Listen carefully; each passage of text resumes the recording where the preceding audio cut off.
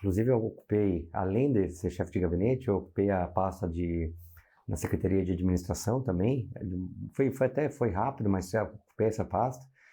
Depois eu fui diretor de mobilidade urbana, e daí voltei para o gabinete, depois fiquei na assessoria, e daí eu saí para a campanha. Você tem uma pegada muito grande dentro da mobilidade urbana, não é isso, cara? Então, isso é uma coisa que você... Isso eu vou até contar um caos aqui para você, de onde é que vem isso. Né? Realmente não era a minha bandeira, Tua né, bandeira, por assim dizer. né? Mas foi exatamente... Daí eu vou contar essa história aqui rapidinho, só para... Pode contar, fica à vontade. Olha só que engraçado. O podcast é para isso mesmo. As pessoas gostam de saber desses causos. Esse caos é muito legal. Eu cheguei lá na prefeitura, então, dia 1º de abril, né, quando o Chico assumiu ali, eu cheguei um pouquinho depois, ali por meados de maio, né, uns 20 dias depois dele ter assumido, depois daquela segunda eleição, a eleição complementar. Aí nós tínhamos uma lei federal, 12.000 alguma coisa, não me recordo agora, só porque ela é de 2012, né, e nessa lei falava que os municípios que não apresentassem seu plano, imagina, 2012, nós já estávamos em 2017, os municípios do Brasil que não apresentassem o seu plano de mobilidade, eles teriam recursos cortados do Ministério das Cidades. Da cidade. O antigo Ministério das Cidades, né?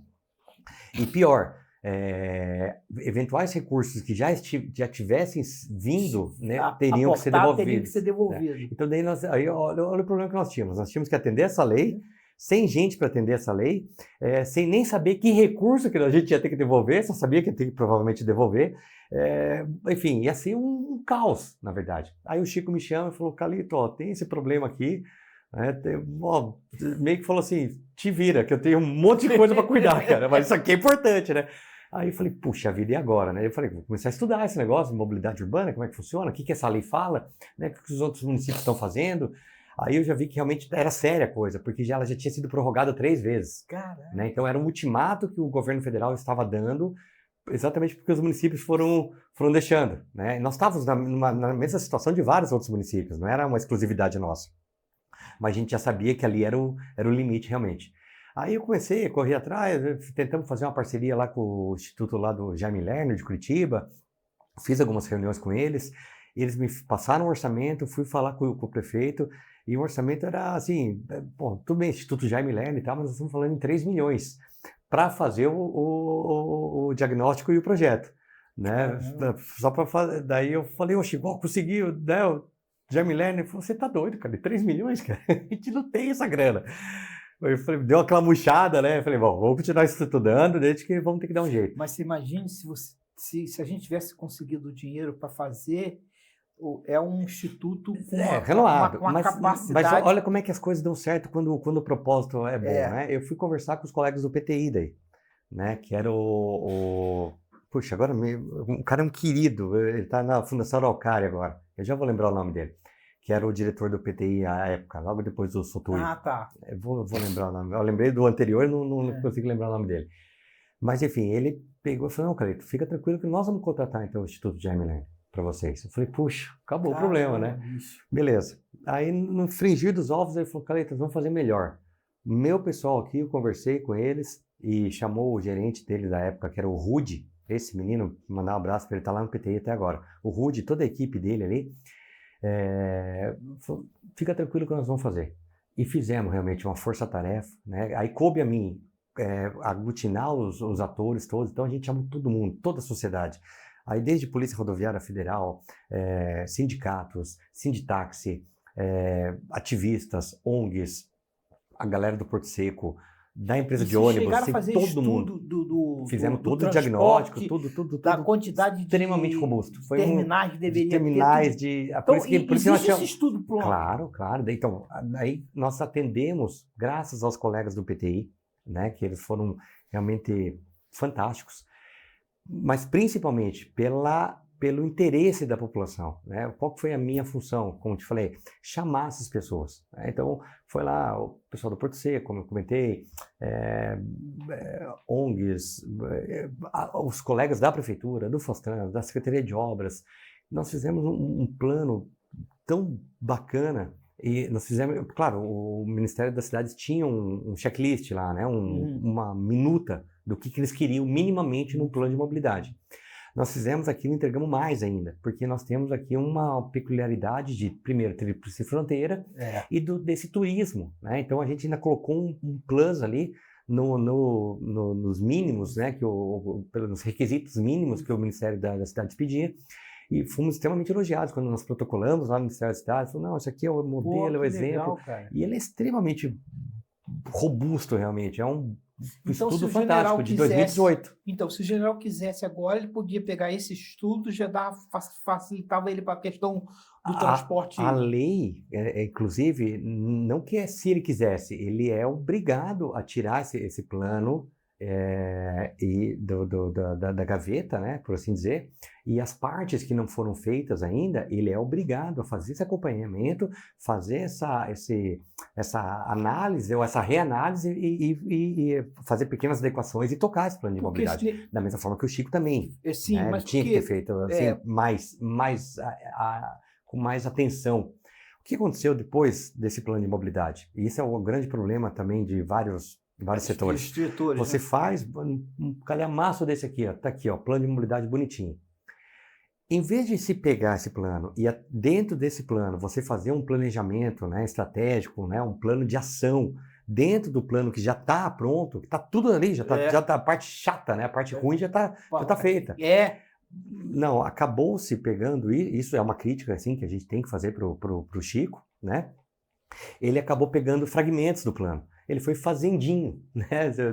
No podcast a gente pode falar um pouquinho menos rebuscado, né? Ele foi fazendo pedaços. Né? Ele atendeu em algum momento o plano? Sim, atendeu. Só que, por exemplo, o próprio plano de mobilidade, ele falava em educação. Né? E quando eu falo educação, é da educação das pessoas mesmo. Né? De andar direito na rua, de respeitar o menor, né? O menor que eu digo, o ciclista respeita o pedestre, o ciclista é respeitado pelo carro, a moto é respeitada pelo carro, que por sua vez é respeitado pelo ônibus, né? Tem toda essa hierarquia dentro. Enfim, questões de educação que não foram cobradas, não foram realizados esses planejamentos em cima do plano de mobilidade. E também tem pedaços, né, fragmentos dele que falam do acompanhamento e da sua atualização. Isso tampouco foi feito. Então, essa talvez seja a primeira missão do atual prefeito em pegar esse plano de mobilidade e fazer essa atualização dele. Porque ele é um plano de 2018, né? Nós já estamos em 2023. Ele falou na televisão que ele teve que renovar o contrato agora, né? Fez um aditivo. Isso. Esse do transporte. Transporte. Ele disse que vai pegar o estudo agora e estão fazendo um estudo para ver o que pode fazer. Esse ele vai ter que fazer. Realmente, eu entendo que vai ter que contratar uma empresa para fazer isso, né? Que eu acho que aqui não teria braço para isso.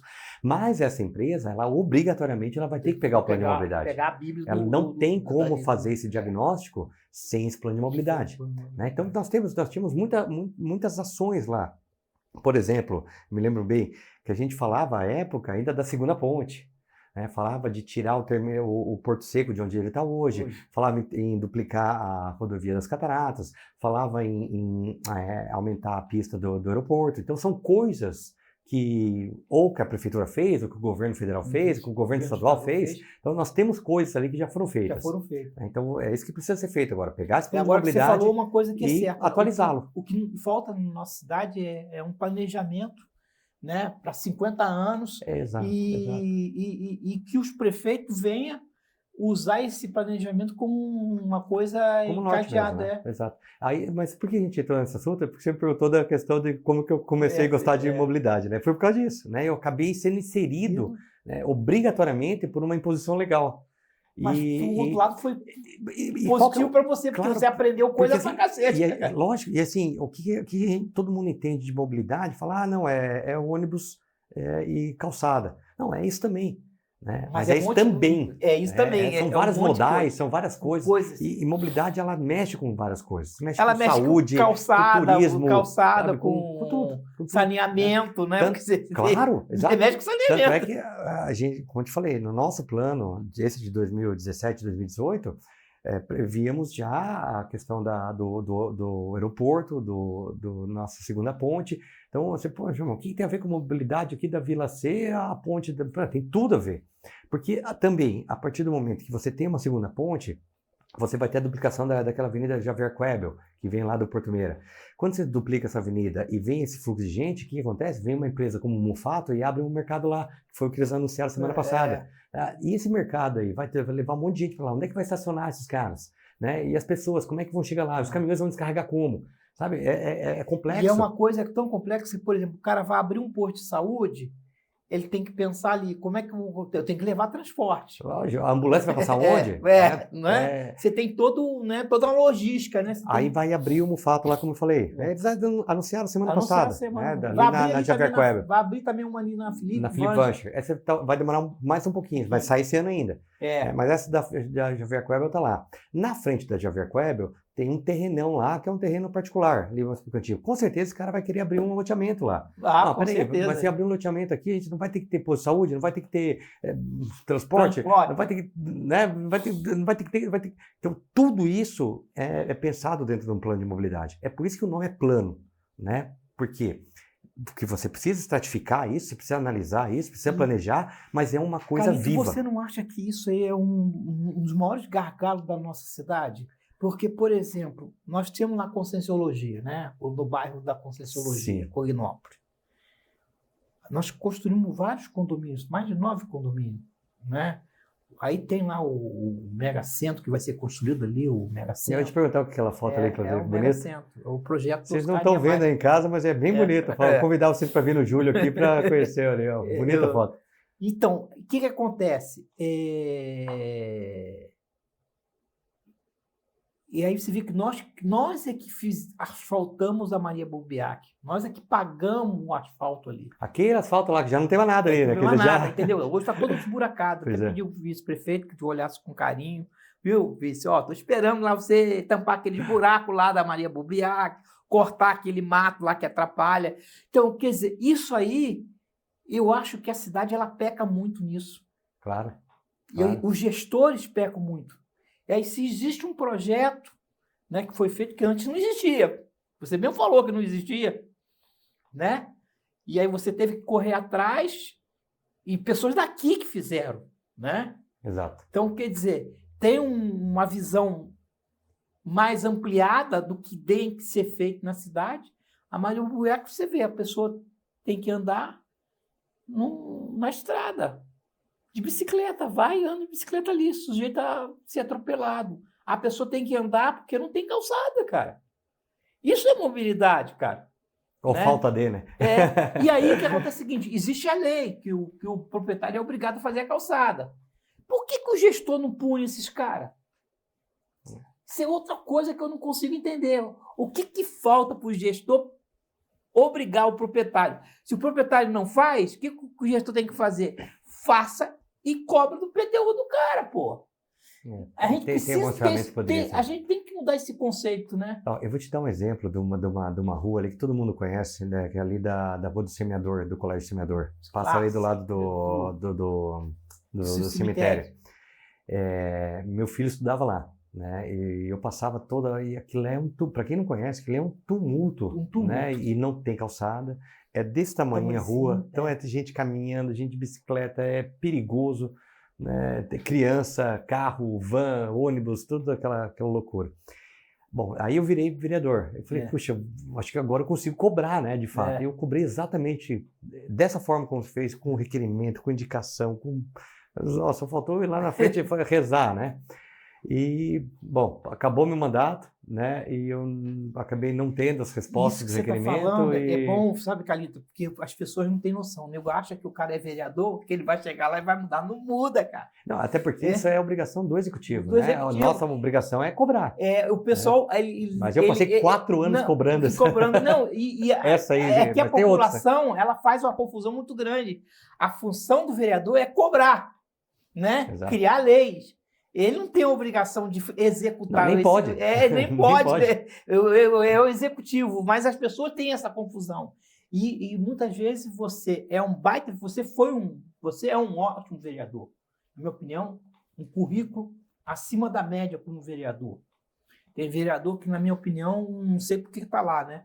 Mas tudo bem. Mas eu vejo que você tem um currículo, como o Adnan também, meu amigo, viu, Adnan? Ele vem aqui no podcast, também tem um currículo bom. Eu acho que a gente precisa ter vereador com currículo, com conteúdo. Essa cidade precisa mudar, nós precisamos mudar. Eu torço para o general, para os administradores que estão agora, consiga fazer realmente a mudança.